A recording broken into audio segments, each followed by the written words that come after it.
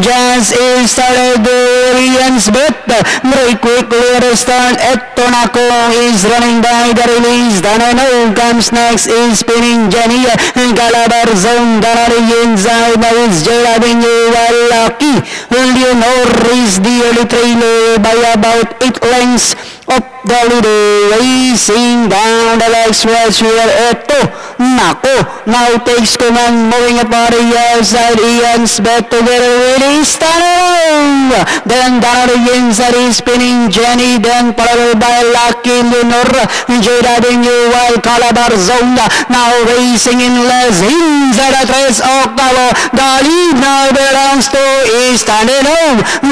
Link ending up. Etonako in second. Ian's bet. Lucky Leonor comes next. Then followed by Jade Avenue. Calabar zone. While is spinning Jenny. Now racing in less. And they are now entering the home stretch. Is Danano.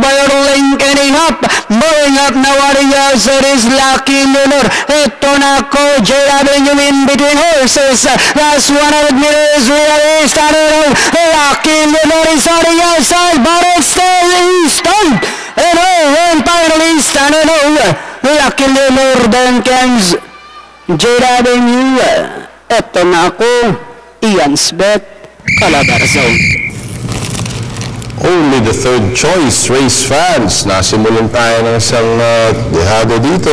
Tercero lumago lang po. Itong si Stand in O na maaga pa lang medyo niya bumigla na din at not looking back with Fernando Robin.